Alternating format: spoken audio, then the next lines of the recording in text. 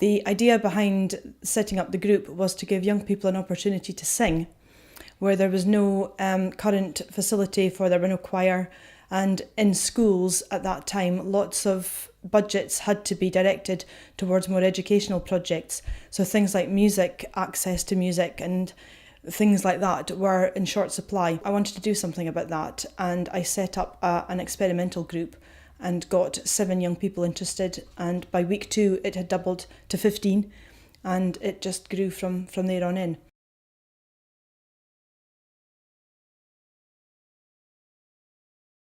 Some people can communicate better through music and through song than they can through spoken dialect. And especially in the work I've done with young people with disabilities, the communication that music can help them achieve is phenomenal. And I love it. I've always just been very passionate. I write, I've always written words. I love words. And if you can put them to music, yep, all the better.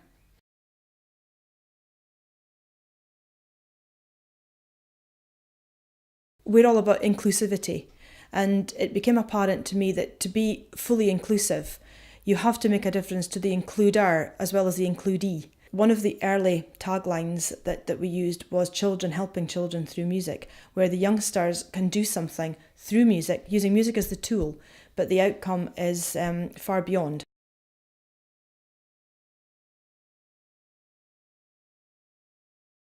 We've got young people who've been with us from a young age that have come right through all the projects that are now working for us as young enablers, trainee enablers, tutors. That's quite special.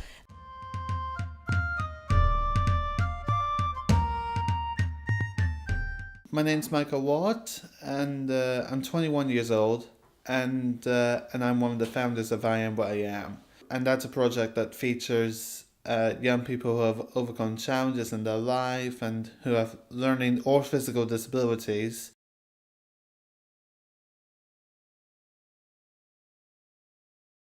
By the time I left college, I had nothing to do.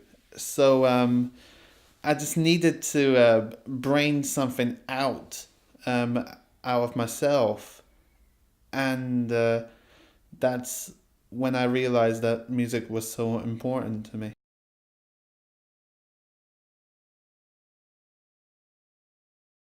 We take our showcases to venues where young people can't access any sort of performing event, that being children's hospices. And we take a show into the hospice.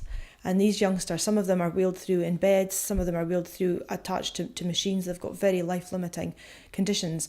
And they come in and grandparents join them and aunties and uncles join them and their brothers and sisters join them, and they can sit down and watch a show together as a family, and they've never done that before.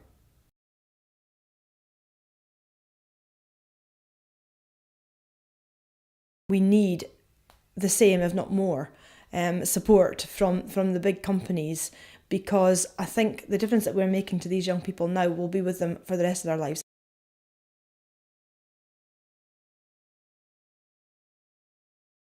We're in the process of developing an integrated stage school, and I think my aim, my desire would be to have that school up, running and recognised out with the community.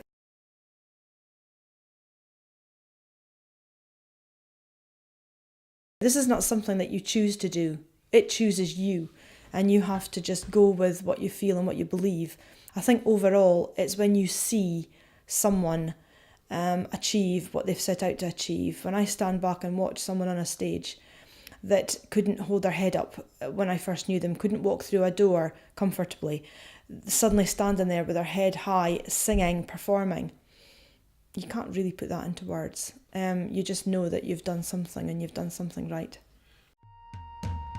This is our